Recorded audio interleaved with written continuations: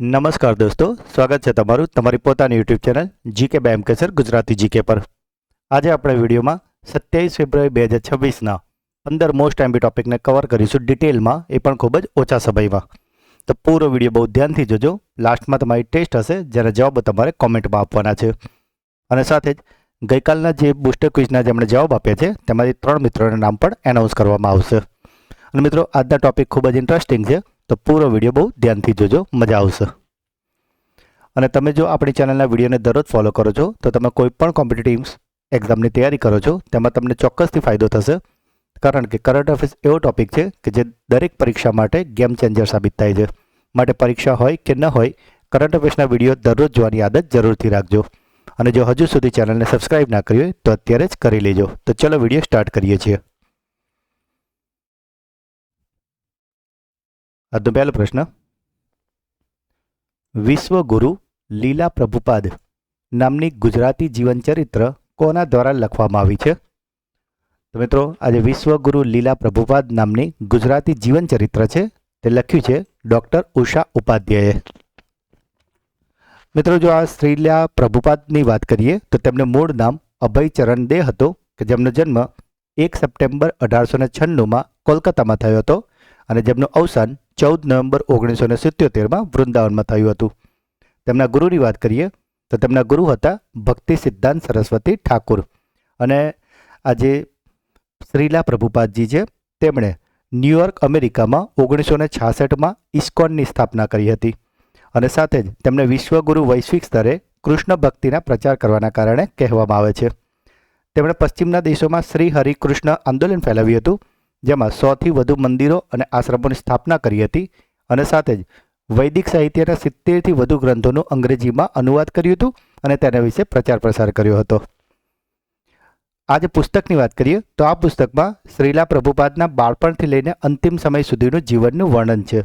અને સાથે જ ઇસ્કોનની સ્થાપના, અમેરિકાનો પ્રવાસ અને વૈશ્વિક પ્રચાર કાર્ય પર ખાસ જે પ્રકાશો એ પાડવામાં આવ્યો છે.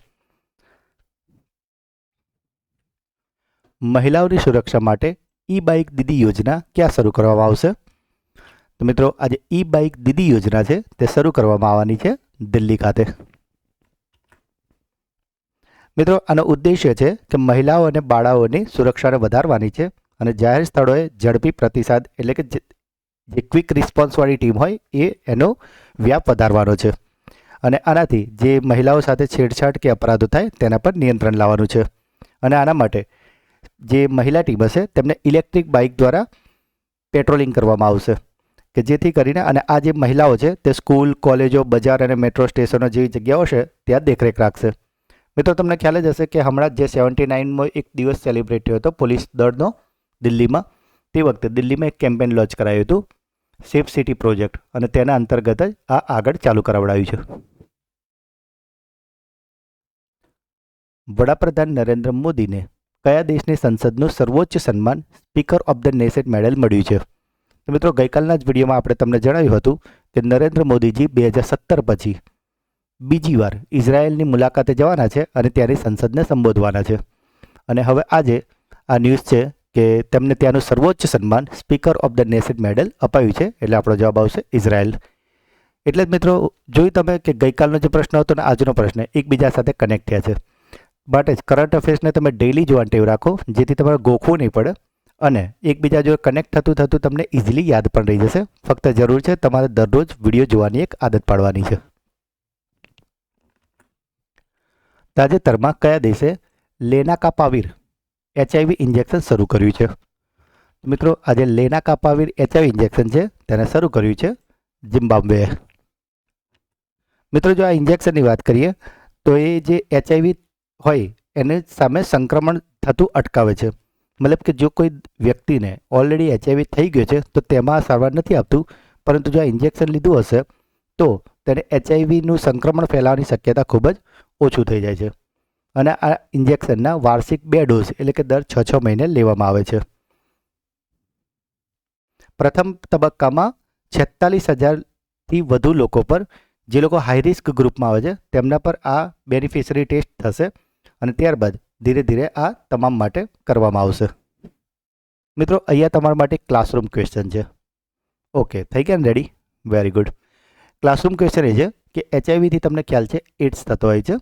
તો મિત્રો 2 પ્રશ્નો પૂછી લઉં છું અહીંયાથી કે એક, એડ્સનું પૂરું નામ શું છે એ તમારે મને જણાવવું છે, અને બીજું કે વિશ્વ એડ્સ દિવસ ક્યારે મનાવવામાં આવે છે. તો મિત્રો બંને પ્રશ્નના જવાબ તમારે મને કોમેન્ટમાં આપવાના છે. જો પ્રશ્નનો જવાબ તમને ના પણ ખબર હોય તો તેના વિશે તમે ગૂગલ કરો, એના વિશે રિસર્ચ કરો અને જેટલી પણ માહિતી મળે ને એ તમામ લખો, જેથી કરીને એ પ્રશ્ન લઈને તમારો કોન્સેપ્ટ એકદમ ક્લિયર થઈ જશે.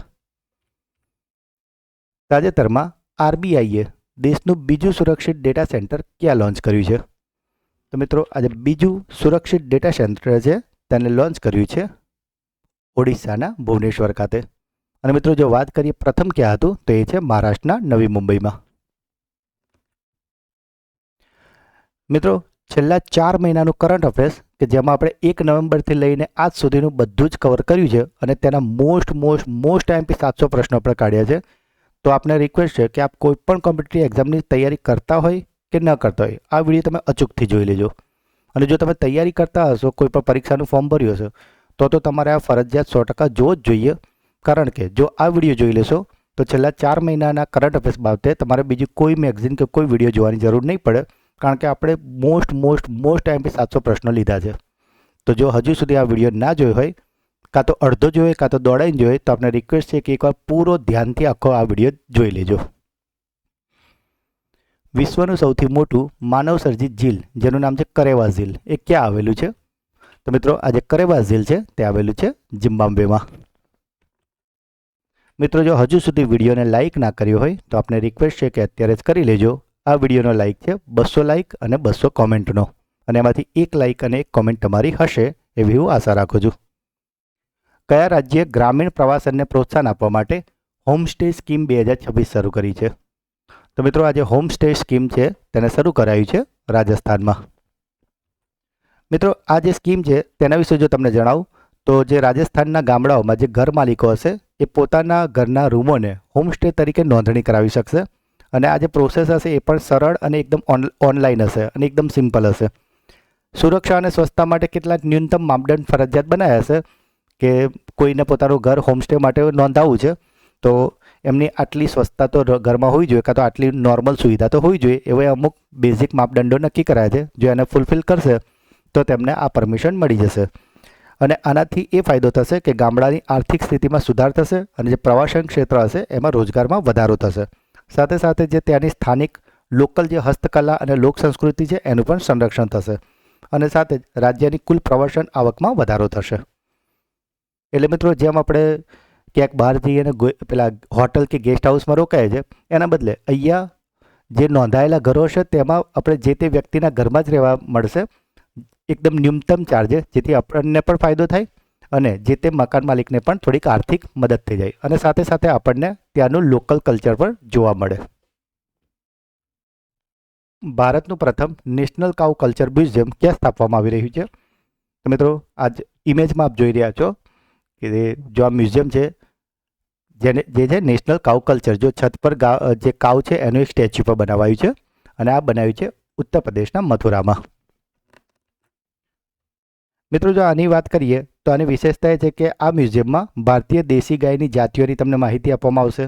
સાથે જ ગાયનો જે ઐતિહાસિક અને ધાર્મિક મહત્વ છે તે સમજવામાં આવશે, અને જે ગૌ આધારિત કૃષિ અને આયુર્વેદિક ઉપયોગો છે, ડિજિટલ અને ઇન્ટરેક્ટિવ પ્રદર્શન છે, બધું જ આમાં કરવામાં આવશે. આ મોસ્ટ એમ્પી પ્રશ્ન છે મિત્રો. તાજેતરમાં નીતિ આયોગના વચગાળાના કાર્યકારી અધિકારી એટલે કે CEO તરીકે કોની નિમણૂક કરવામાં આવી છે? તો મિત્રો આજે નીતિ આયોગના વચગાળાના કાર્યકારી જે CEO છે તે બન્યા છે નિધિ છિબ્બર.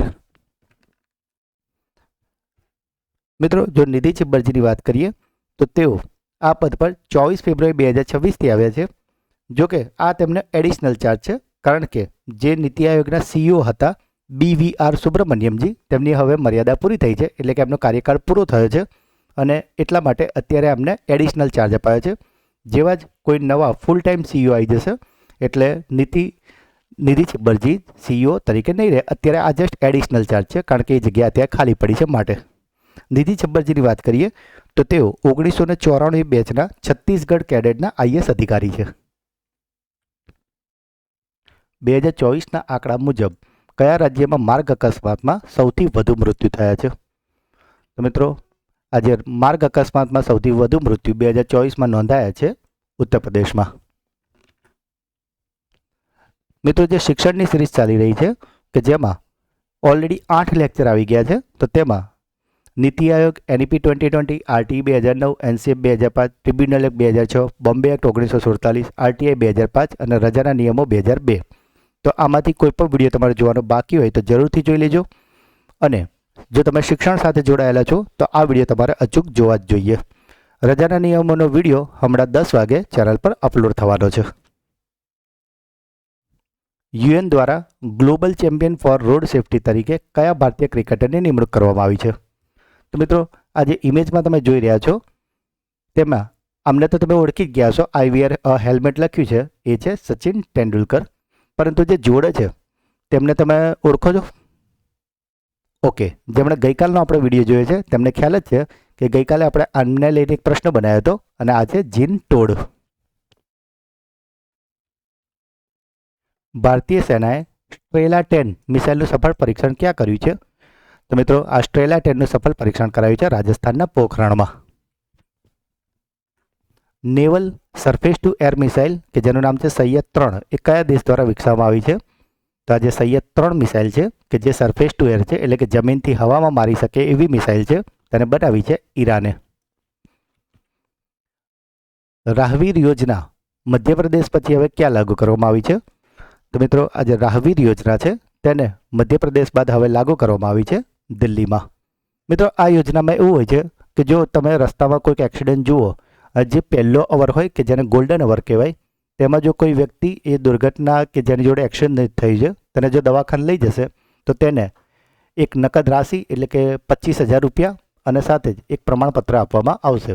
આવું કરવાથી લોકો ઇન્સ્પાયર થશે અને જલ્દી મદદ માટે દોડશે અને જેથી કરીને ગોલ્ડન અવરમાં દવાખાને સારવાર મળી જાય તો લોકોનો જીવ બચી શકશે.